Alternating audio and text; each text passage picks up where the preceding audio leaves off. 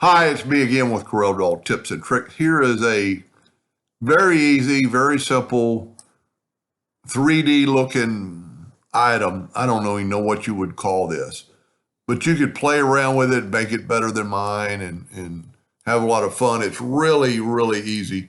Just make it a square, doesn't matter what size. Hold down the control button so it's square. Control D and make a duplicate, and then get the two-sided cross and move it in, holding down the shift key. And that's really all you have to do is then just take two-point lines and go from there to there. And because we're working in the center of the page, we only have to color in one of these. So we're going to take, let's make it green this time. Then I'm going to take the interactive fill tool and I'm going to go from the top downwardly, but I'm going to add black. And the black is going to kind of give us a look. You know what? I'm going to try another green like right there. Maybe it'll make it look more like a rounded surface. We'll see how that looks. Now, because we're working in the center of the page, Control D to make a duplicate, Alternate C to rotate it. And if you haven't watched that video, it's send me a message and I'll send it to you. Then I'm going to rotate it 90 degrees, Control D, Control D. Now, that doesn't look like much. We're going to right click and take away the outline. And then you could put any color in the center.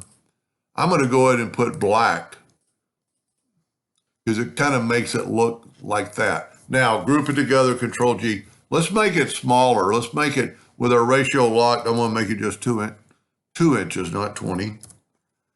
Change our nudge factor to 2. And we're just going to Control D and move it over. Control D as many times as you want. Grab those, Control D and move them down as many times as you want. Let's see how this looks close up. Yeah, it looks good. I like my yellow one better. It more looks like a little curve. So let's, instead of backing up a lot, let's just delete these. We're going to hit P, put that in the center of the page. We will go ahead, and this would be a good case, and since this is such a simple video, we're going to do that. I am going to ungroup it, and I'm going to get rid of that, and that, and that. And I'm going to take this and change the smart fill, or the interactive fill. I don't really like that extra green, so we'll just double click on it and get rid of it. Now we need to bring this green back in. Try to get it even. Now what we're going to do differently on this is we're going to go to edit and clone it.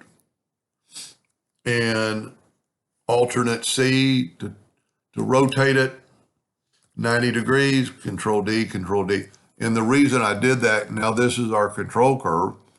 And what I'm actually going to do is make a duplicate of that. And this is just our curve, but this is our control curve. See if this works. We can't really group it together, but since it's already 2 inches and our nudge factor is still set on 2, we can just hit the plus key and hopefully this will work. Just keep controlling D. I'm going to go ahead and Control D and move it down. Let's just do a few just to see if it works. Now that looks pretty good within itself. Matter of fact, it looks real good, but this is our control curve. Let's kind of zoom in where we can kind of see everything. And if we take this and go back to the interactive fill tool, let's see if we can't change it. Look what it did to all of them. I really, really like that. It looks, the edges are darker, but the inside is lighter. And see, you can kind of, wow, see what you can do. It's just amazing. Sometimes even mistakes that you do. See, it looks like rounded bars. And you really get to see what it looks like on real time. And this is where we could add another color just to see. See, it's too much. But unless we move this way up, so the other color is really not going to help us. I really like that. It looks like plastic bars with something in the background. Anyway, I hope that was a little bit fun, and thank you for watching.